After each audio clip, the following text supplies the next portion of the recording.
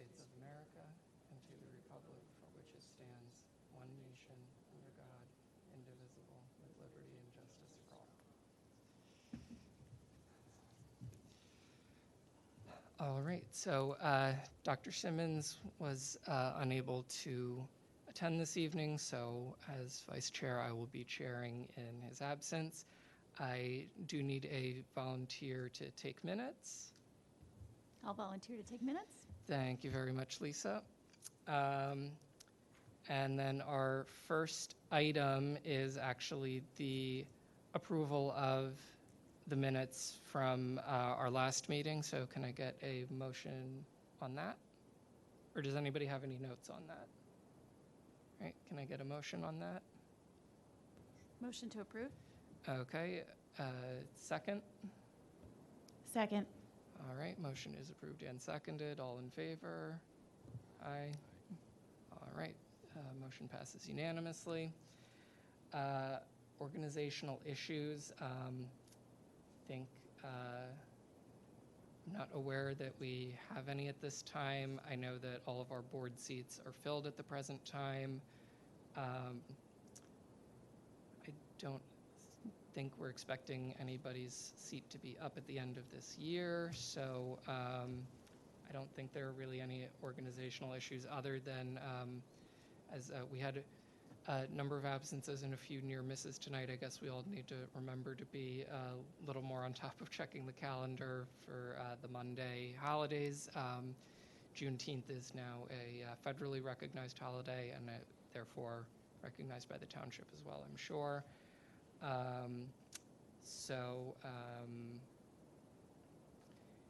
In light of that date change, I believe that the presentations are all going to end up being moved because I think the presenters were also not aware of the date change. So I know that Kiki already asked for Adam and Savage Sisters to be moved to September, and I will certainly follow up with Samantha at the county as well. Did anybody have anything else under organizational issues?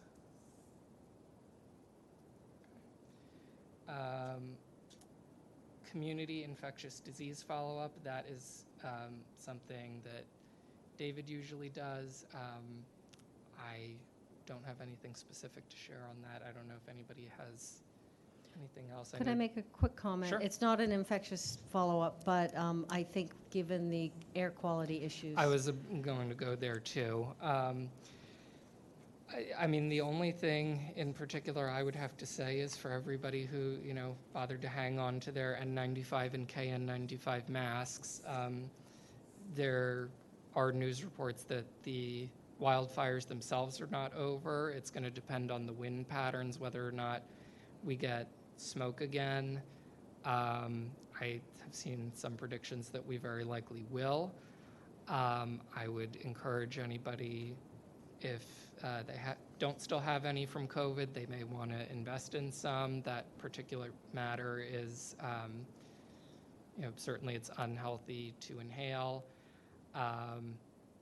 Good time to check your air conditioning filters and all of that. One thing I did see reported, and I don't know if anybody else saw anything about this, is actually when it's sort of either at the front end or the tail end and the air quality is not great, but it's not terrible, to be a little bit cognizant of the issues with indoor air quality in terms of deciding whether you want to totally shut your house down or shut all the windows and keep everything totally closed up or not. But does anybody have anything else on that? Well, what I thought you might be referencing is when it's obviously when it's out there and the sky is orange, and there's a thick fog, I think that people are very in tune to it. But when it's less and it looks clear and you don't smell it as bad, I mean, there still can be dangerous particulate matter, and it's particularly dangerous for people with respiratory conditions, cardiovascular conditions, etc. And so, I think for that reason alone, it's good to be cautious, even when it immediately isn't, like you can't see it or smell it.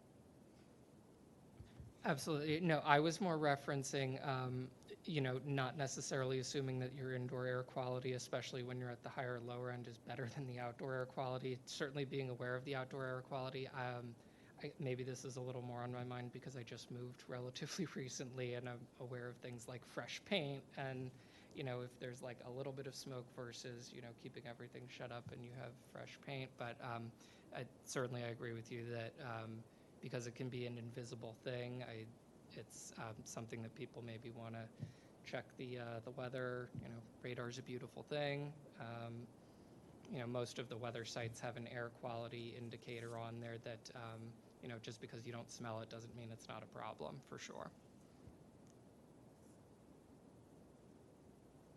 I was wondering and thinking with, the thoughts about heat advisory and having availability of certain sites. I'm wondering if hopefully this does not become a recurrent problem, but, you never know. So I was wondering if there might be a possible way to kind of piggyback this type of air quality onto that heat advisory, because same type of thing, if you have And a somebody. cold advisory, as we Yeah. do with any sort of emergency in your home. I think that's a great idea, and I'll bring it up with township folks. Right. I think this time, because it was really, I was out of town, luckily, but in Maine, where you would think the Halifax smoke would have gone, it was completely clear. I think that had it gone on longer than those couple of days, they even had to cancel recycling on one day and wouldn't let Public Works do Public Works outdoors. So I think it's an excellent idea, and I'll bring it up to township folks.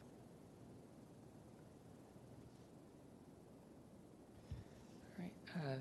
Did anybody else have anything? Maggie, did you have anything else on that since you sort of prompted that discussion, or? Okay.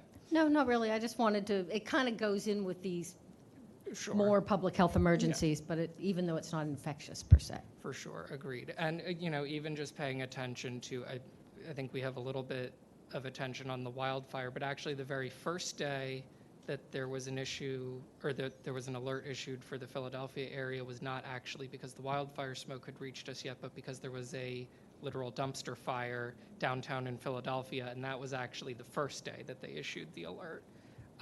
So there are, those local things to be aware of too. So then the next thing is the county inspection report. So that is actually mine. So I did have that included with the agenda. So my particular notes on the report were the establishments that had the fewest violations were the Mainline Health Micro Market, Nancy's Candy Corner, which is a stand at the Farmers Market, and the Inn at Villanova. We had one restaurant that required a third, or that will require a third follow-up inspection next month. So they had their second follow-up inspection this month, or during the month of May, and based on that inspection, they have yet a third follow-up inspection that was scheduled. We had 3 restaurants that had issues with HACCP plans, and the reason I wanted to highlight that is just for business owners' information. If we think about these restaurant inspections as a test and trying to get as many questions on that test right as possible, that really should be an easy one, because the HACCP plan is a document that the business owner has to draw up themselves. So all they have to do to get that one right is follow the plan that they themselves drew up.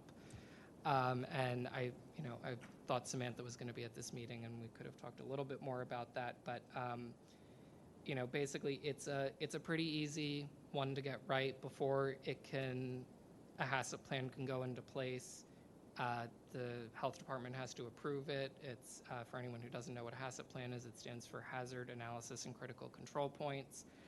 Basically, it's for certain specialized things that restaurants sometimes do, like if they're sprouting their own beans or if they're using reduced oxygen packaging, then they have to get plans for those specialized processes approved, and then all they have to do to pass that item on their health inspection is be in compliance with the plan that they wrote out. And then we also had 4 establishments, including 3 of the stands at the farmer's market, which, interesting little tidbit, each stand at the farmer's market is considered its own establishment, so when they do inspections there, they have a separate inspection that they conduct for each stand at the farmer's market. 4 of the establishments lacked a food safety certified person in charge, and the reason that I wanted to highlight this is because this is basically how the inspections start, and just this is kind of free advice for any of the business owners in Radnor.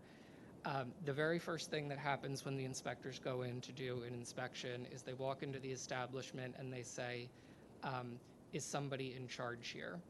And if the answer to that question is no, that is not a good start to the inspection. And I asked, when I did my ride-along with Marie, and again, when I did the ride-along with Samantha, I asked both of them the same question when we kind of started the inspection, and I said, so do you ever walk in somewhere and they just say no? And they both said, oh, all that time. And these are, separate people that I asked this question to. So, it's just something to be aware of, that you want your employees to know who the person in charge is at all time and be able to direct anybody to that person, because they are responsible, if there's a health inspection, for being able to communicate what the business is doing with the inspector. It's kind of an easy way to get a good start to the inspection, and I'm sure we all want all of our business owners in Radnor to be successful with these inspections, so that's something that they should definitely be aware of. And part of that is also that person in charge has to be food safety certified by an approved program, and I did include in this report link for all of the programs that are approved by the Delaware County Health Department. So if anybody, hopefully there's nobody who's running a restaurant who doesn't have that, but if there's anyone who is and they want to be in compliance, they can follow that link and find a program that will get them in compliance certification. So, Alex? Yes. So on any given shift, there has to be someone in charge, and that person has to be certified. Yes. Okay. There are other things, like I believe that there are certain insurance programs where having a certain percentage or even all of your employees ServSafe certified does things with the insurance, but at the very least there has to be a person in charge at all times, and that person, whoever they are, has to be ServSafe certified, and if they need to leave for whatever reason, then somebody else needs to be the person in charge, and they also need to be have a food safety certification from an approved program. How onerous is it? Is it just an online you can? To do it the first time, it depends how quickly you do it. There are online programs. I think when I re-upped mine, it took me 2 days to do it. That's also assuming that you pass the first time that you do it. So it's not that onerous, but really it's something that they should already have in place before they even open. But there's also staffing changes that happen. Also, sometimes people's certifications lapse and they forget to re-up. But the bigger thing that often happens, as I said, is also if the staff can't identify who the person in charge is. And the person in charge, in addition to being certified, they also have to then, if the health inspector's asking them questions, they have to answer those questions correctly. If they're asking them, if they're taking them through the dishwashing area and they ask them the correct concentration of whatever cleaner they're using in their dishwasher, they are supposed to know the answer to that. So that's the other way to get that one wrong. I'm assuming that the stands at the farmer's market weren't, it wasn't the dishwasher, but overall it was 18 inspections that were done during May. And did anybody else have any questions about anything with the food inspection report? All right. So with that, our next, I don't know.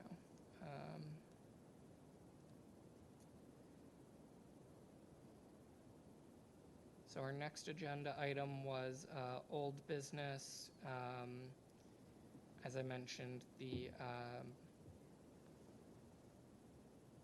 presentations are going to be moved.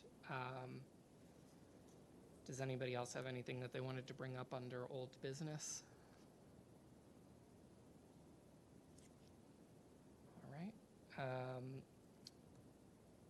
For the next agenda item was the student intern program. I think the idea had been that we were going to meet at this meeting and discuss what, if people had different ideas about projects that they wanted to propose. In all fairness to the people who weren't able to make this meeting, which is, one less than half of our board, I think that because we've already laid out the process that we're going to use, I think the best thing that we can do really is connect offline before we make any kind of a decision. But I know that, Lisa, you had submitted something to David in terms of a proposal, and I know that I had as well. I don't know if anybody else who's here did, but we can certainly go over them. I think if we want to talk a little bit about what the ideas for our proposals were, so that when we connect offline, there's at least some more understanding of what we're doing. So, Lisa, if you wanted to go first. Sure, and I'm just thinking that that's probably something that maybe could be done via email over the summer if anybody else has any ideas, because our plan would be to, I'm assuming, I know it's in the document, I think it was August, we were planning to get it to the school so they could put it out pretty much the first week of school. So my project was actually a little bit of a piggyback off of an intern that we had a few years ago. His name was Leah. This wasn't her intern project for the Board of Health, but she did a summer internship program with the League of Women Voters. And basically she did an assessment of basically disabled parking spots in Radnor, and kind of like showed, like how many, did an assessment, I believe in concert with Public Works about how many spots there are, but then she actually kind of went on site and looked, and like some of them were like, oh, there's a wheelchair van spot right next to a big bush. Like there's no way that somebody could actually use that spot. So anyway, as a mom with two daughters who love to ride their bikes, I know Radnor has been really pushing more bike paths, et cetera, in the town, which is wonderful. But my daughters will complain about that there's no place really to put their bikes. Bike racks is an issue. So I was wondering about maybe interns could do kind of an assessment of where are the bike racks? How many are there in the town? Did we think that they're well situated? Obviously do an assessment of where the bike paths are. They could probably do that through Public Works. But something kind of related to that. Yeah, you could even add on the facet of where you're not allowed to tie your bike up to. Correct. Because I know Yeah. you see them on You fences see all the them all time. the time, yeah. So in terms of current bike paths in Radnor, we have the Radnor multi-purpose trail. I know there's some paths that have been designated for bikes in Wayne, because I know one even goes right by my neighborhood on Clover Lane. Where else do we have bike paths currently, if anywhere? Well, I know there's another one in front of the Radnor Library, which is Right. actually on the regular. And I Is that wasn't the sure one? exactly how far that connects around, Yeah. but I'm not sure either. But. Okay. Yeah. I mean, I think that's that definitely sounds like could be a good student intern project. Yeah, and I'm not sure if it's considered an extension of the Radnor Trail or not, but basically the circle that's around the high school. Oh, yes. Okay. That kind of connects with the Radnor Trail, but I think maybe has a different name to it, Right. which is fairly new. No, but you get lots of people crossing Lancaster. You see with their Correct. bikes. Yep. You see it all the time. All right. Says, unfortunately, David's not here, and I only got to connect with him briefly before the meeting. Did anybody else have anything that they either submitted to David or wanted to discuss now in terms of a student intern project potentially? I had something. Do I need to Yeah. use this or can you? Oh, well, it's because for the TV and, yeah. So one of the things I was thinking about, and this comes up a lot, in my practice, the mental health treatment is extremely difficult to navigate. And I think that one of the biggest issues is that people generally don't access mental health until it's an emergency or like a crisis situation. And unfortunately, getting help under those circumstances makes it difficult. So one of the things I was thinking about doing is helping or having an intern differentiate what the different levels of care of mental health are and what kind of people need those certain levels of care. So for instance, in the mental health world, there's residential treatment, there's partial hospitalization, there's intensive outpatient, there's regular outpatient, then there's care for substance abuse. And so trying to understand what level of care is assigned to what need, how to access it, which places take insurance, which don't, and just getting a better understanding of what that world is. And then at the end, ideally, there would be a sort of a list of places in our area that would be compiled so that when people need to access these places, they would, have it at the ready. So that's an idea. And I think Julie could work on that with me as well if an intern was interested in doing something like that. So I can submit it formally to David. Yeah, I mean, I think that's great, and I was sort of hoping that you and Julie might collaborate on something in the mental health world, because I think that's definitely needed. So yeah, Yeah, I think it's wonderful if we could get a good, concise list. I know Julie in her presentation, I don't remember how long ago, a year ago or so, had a start to a list, but that it could really be helpful for people. It could be a tool that's used by the team I'm going to talk about in a little while when asked, the new mental health unit that's working with the police force and within the police force. It could be on the Township website. It could give direct links to the county, has a pretty comprehensive list of stuff on the county website. So, I mean, I think to link things is really helpful for people. The quicker and easier you can make it, the better. And even just to define what these things are, I mean, most people don't know what partial hospitalization is versus intensive outpatient and what the structure of those programs looks like and who would be an appropriate patient to access those programs. So I think for an intern to really get into the nitty-gritty of it would be just very helpful. It would be terrific. Waiting times, too, I think, because you hear about, weeks and weeks and weeks of waiting time. yeah. All right. So I have one as well, but I want to. I just had a quick question. Sure. Did we come to a conclusion on whether or not the board will define the universe for the student projects, or is it still like a hybrid? If the students come up with something that kind of blows our minds, we'll go with that, and if not, we'll define the universe? So what we had defined, and I don't have my own document memorized off the top of my head, I believe, was that we would present the students with 2 options for projects, and I think that was pretty much where we had left it.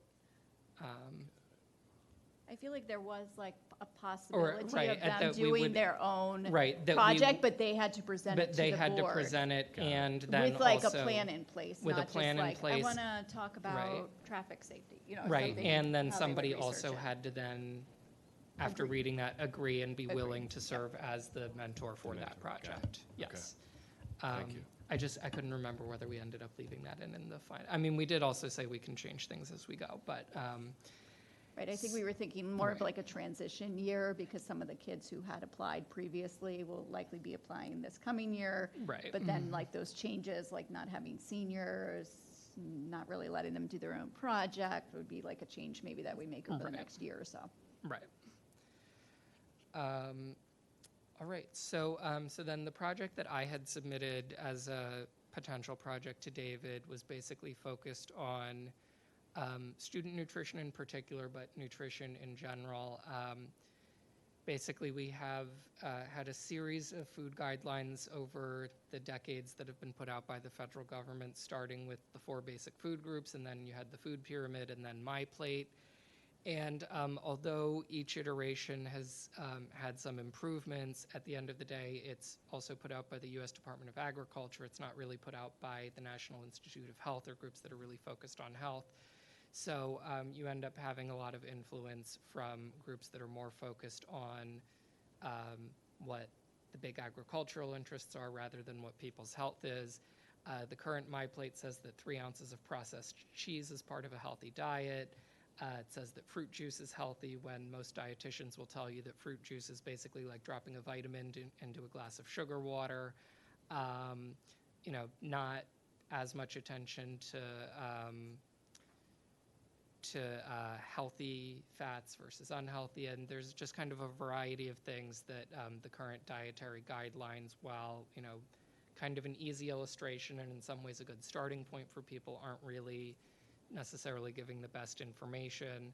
So the idea would be to have a student potentially work with a dietitian, which I am not, but because of the work that I do with food and having been at a hospital, have some connections with dietitians who I'm hoping I could get one of them to volunteer if I did this project to assist on, but basically work on what would a better dietary guideline, particularly in terms of what the schools are putting out, what would a better dietary guideline look like, possibly even presenting that to the school board in terms of what gets served in the cafeteria at the schools, but potentially also putting out something for people's general information. I think there are even plenty of adults who, don't necessarily know what kind of the best current advice is about good diet, or even just feel like, I've been alive so long and they've changed it 10 times since I've been alive and I don't know, what the right answer is now. And I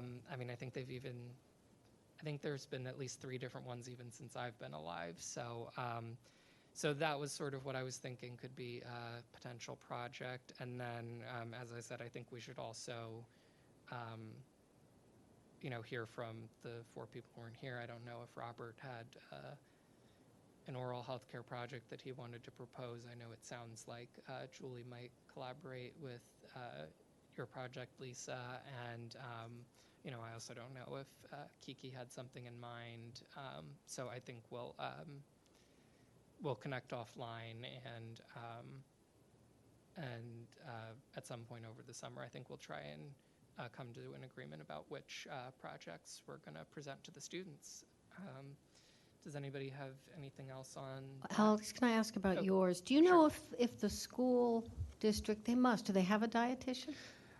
I actually don't know the answer I to don't that. know either, but that would be a terrific other So link I do for know that they're just working for Aramark. I know that the school district is serviced by Aramark, and I know that Aramark has dietitians that work on what the schools put out.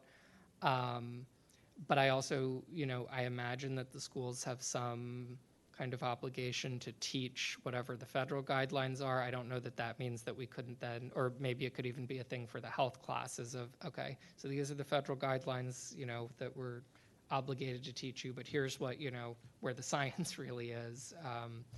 I think there's a few different ways that could make an impact. But that's a good question. I actually don't know if the school has their own dietitian. I bet you're right, it's Aramark that has the dietitian, because I wouldn't think the schools would pay to have food service. Have their own dietitian if the food service company. Yeah, but it's certainly something we could still follow up with Jenny about, because you're right, but you never know. Alex, are you advocating for a campaign like an education campaign, or just an organization of the date of the information? So I'm saying it could end up being a few different things, and this is maybe something that we could, still work out. But I think it could be a public information thing. I think it could be something that gets presented to the school board in terms of, when you're deciding what the cafeteria menus are, these are things that you should be looking at in addition to what the federal guidelines are.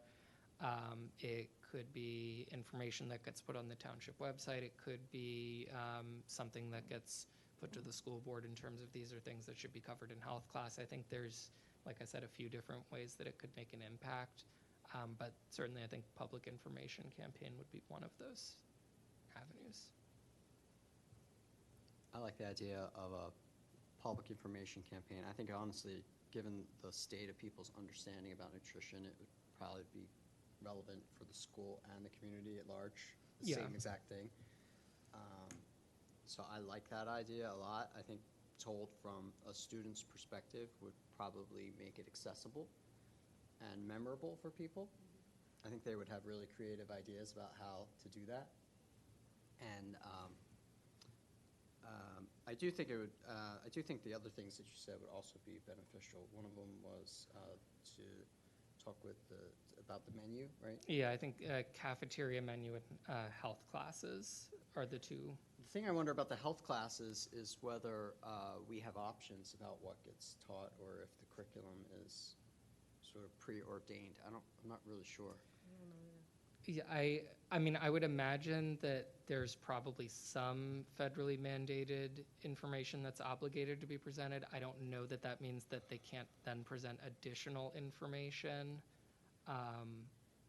That would, again, be something that I would want to ask Jenny about, that I'm sure we can, I can send her an email about that. I generally endorse the idea of nutrition-focused project. I think it's an area of great need.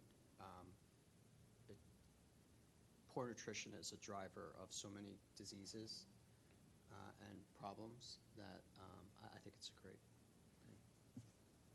I also liked the other ideas, by the way, the mental health and the bike.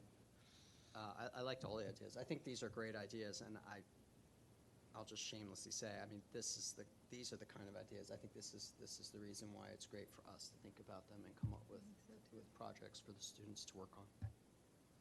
All right. Anything else on student intern projects? All right. So with that, we go on to new business, and Maggie, you're up first. Any updates from Board of Commissioners? So not much exciting public health-wise on the Board of Commissioners, except with this one exception. And I mentioned it last time. Before the Board of Commissioners at the last meeting came a proposition to create within the police force a mental health, I keep calling it a mental health unit, but they have a better name for it. Which would include a social worker and 3 police officers that would be dedicated to this unit. That would be able, one of them would be around essentially 24/7, which answers a question we had at the last, or someone asked me at the last meeting. But they would be able to complete follow-up, hopefully do some de-escalation of mental health police events, alerts. Initially, a lot of work for the person that comes in and puts this hat on. We have had some help from the State College Police Force that just introduced this. New Jersey just introduced it as a plan for statewide, but they haven't really nailed down how they're going to do that yet. So we did get job descriptions and the like from the State College folks to help the police who have to make the job description for this. And we had very strong support from the Board of Commissioners. We had at least 6 thumbs up out of the 7 of us. It gets voted on because of financial reasons. It has to get introduced at one meeting, and then it'll be voted on at the end of this month. So it should go through unless somebody rapidly changes their mind. We have been getting help from a social worker that is purely interested in helping us do this, which has been really great. And she's been liaisoning with the State College folks as well as the police have. So I think it's terrific. One question that has come up to me to bring to you is, does the Board of Health see a role in working with this team within the police force? And I think it's something we should think about. We have all summer, obviously, to think about it, since we're not going to be meeting again until fall. But I think it's an important issue. I don't think we're going to be doing, HIPAA-related issues or issues that are really action issues, so to speak, but more guidance issues, I think, could be helpful. So anyway, think about that. They have written up a big, long document about it, but I'm not sure it's going to go anywhere right now. So I think the idea, at least from the township leadership, is that whoever gets in there should really develop this program and shouldn't have a program, other than a job description, shouldn't have the program put in front of them and kind of shackle them in a way to a certain program that's preconceived. So, but I just thought it would be interesting if people thought about it, and, Julie, Lisa especially, and some of our mental health experts, and see what we think, so.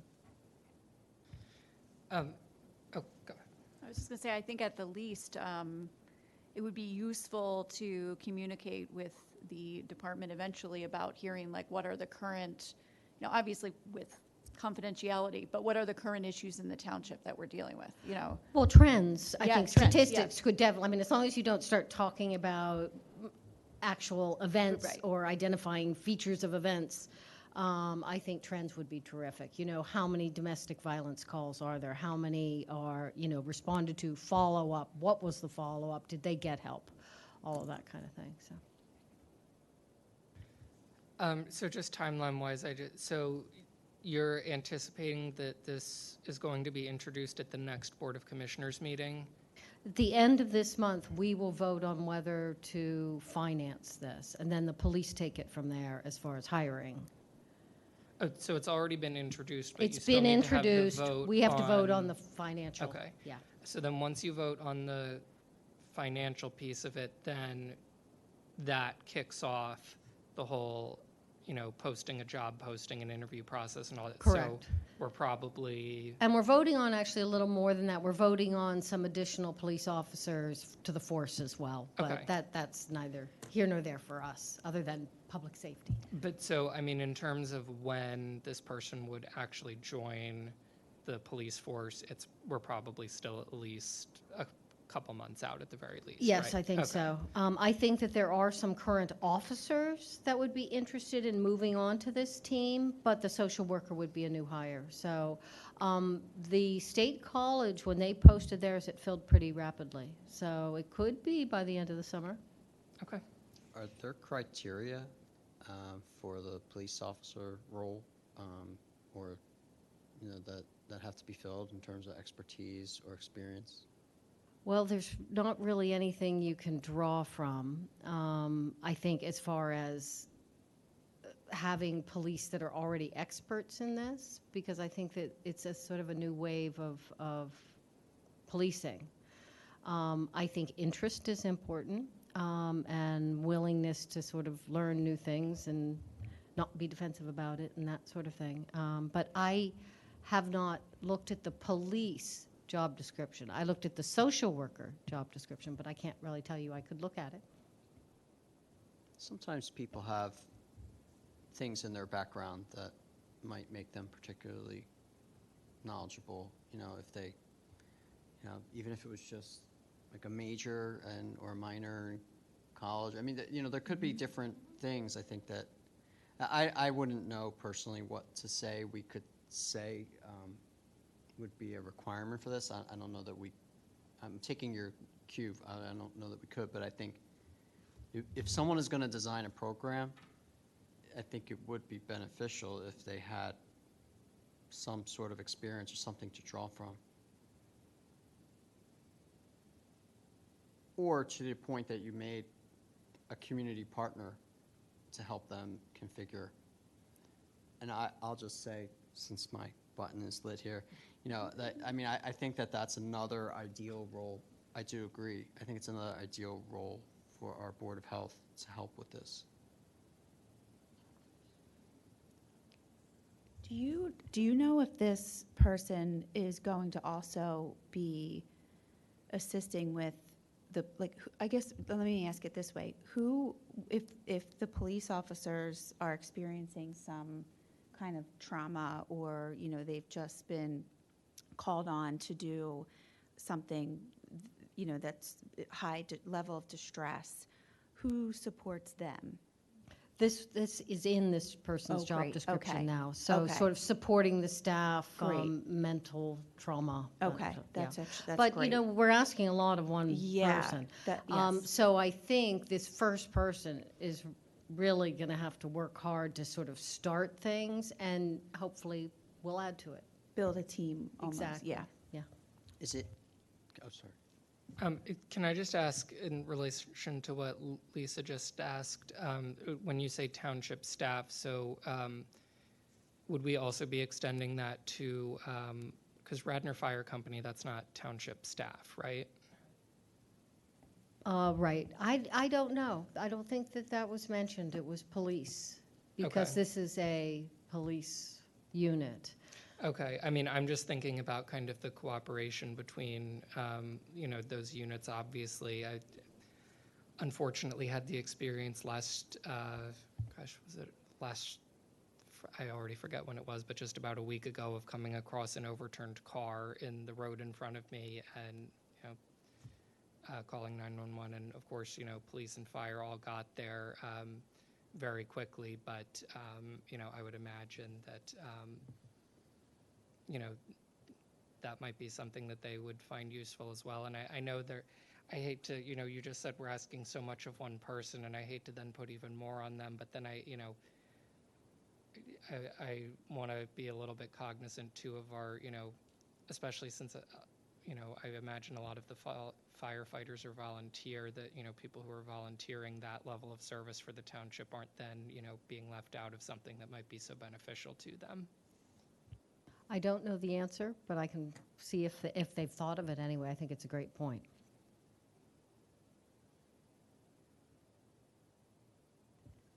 Anything else on commissioner updates? Or did you just, I thought you had something before I turned my button on. I had a question. Is with this person, or these people, they would have a regular, would they have like a regular complement of responsibilities, and this would just be like if there was a behavioral health, mental health need, then they would just be temporarily redeployed to wherever in the township they were needed, or would they? No, these people would be dedicated to this team. So they were doing background follow-up. I mean, some of the police work, sure, they may, if there's an emergency in the township, may have to put on their police hat and go, to the overturned vehicle or whatever that would be an emergency at that, depending on the staffing level. But they would be dedicated to this unit. They would, for any domestic violence call, the presumption is one of those people would go with another officer on that call. The social worker could clearly not work 24/7, but would have daytime hours. So if available and that happens during the day, unfortunately, it's not often the higher risk time. So. All right, so then the next thing on our agenda was a school board update. Jenny is not here. I don't, does anybody else happen to have anything in relation to the schools or anything going on with the schools? All right. I have a quick comment just with regards to the student intern program. They did, there's a weekly email that goes out through the school district, and they did include picture from the last meeting. Oh, with, right, because Panayota was with here. Khadijah Yeah. and Ray's picture and names, talking about, recognizing them for their involvement. So I thought that was pretty neat. Yeah. No, they did an excellent job, and we're certainly very proud of them. So I'm glad they got that recognition. Thank you for sharing that. All right. So then the next thing is under new business is other. Does anybody have any other new business to bring up? All right. Then the next thing was public participation. I don't see any members of the public here. So with that, I will take a motion to adjourn. Motion to adjourn? Okay, and a second. Second? All in favor? Aye. And with that, meeting is adjourned.